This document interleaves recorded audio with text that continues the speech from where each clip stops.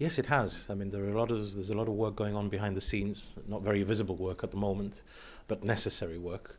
Just to give you an example of one of the projects that we're currently undertaking with FIFA is to undertake what is effectively a statutory review of the GFA, and that will involve the work of the participation of all our stakeholders, including clubs, and that's scheduled to happen within the next month or so here in Gibraltar.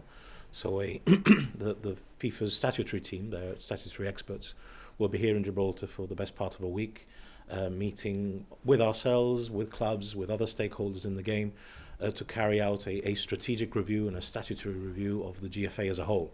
Another development is on the transfer front.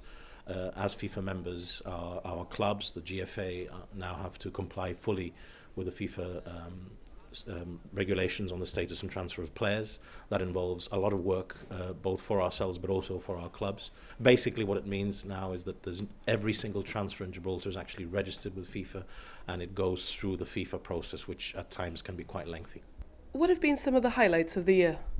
I think there have been several highlights. Obviously, membership itself was a major highlight, but following that, our participation in the World Cup qualifiers, of course, has been a major highlight. Our youth teams continue to participate. Our futsal team continues to progress. In fact, later on this month, in January, we'll be hosting European Championship qualifiers, which is again another feather in our cap. And administratively, well, the GFA continues to expand. Within the next couple of days, we'll announce the appointment of a new technical director in the association. Again, a huge step forward for the association. What about the challenges, the things that haven't progressed perhaps as quickly as one would wish? Of course, the stadium being a major issue. Yes, that's certainly a challenge, certainly the major challenge for the association in this coming year. We are negotiating very hard, and I have to say that progress is happening quite satisfactorily on the prospect of bringing World Cup qualifiers home as from June. Our next home qualifier is against Cyprus in June, and we're very confident that will happen in Gibraltar. In parallel to that, we still feel that a national stadium, the construction of a new national stadium in Gibraltar is essential, and there are discussions ongoing with FIFA and indeed government of Gibraltar in that respect as well. But that is a huge challenge, and infrastructure is the biggest, I would argue, the biggest problem we have in Gibraltarian football at the moment. We have one single facility in which to play football and an ever-increasing volume of football happening from youth level to the women's game to the men's game as well.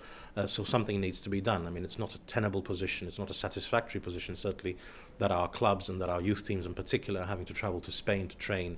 And that is simply not a sustainable position for the Gibraltar FA, and it's something that we're working very hard on. But it's certainly a challenge. There's no simple solution there. And what are the next steps for the GFA? I can announce a very exciting project that we have that we will be launching this year, which is a social development project. We have €50,000 from UEFA to spend on a social responsibility project, and our chosen project is to develop small playing pitches in Gibraltar, existing small playing pitches. Hargraves Court is one example. The GFA will take over that in a sense and develop the pitch, resurface it, provide lighting, and make that facility available to our youth teams so that our children train and play in Gibraltar and don't have to go to Spain for that.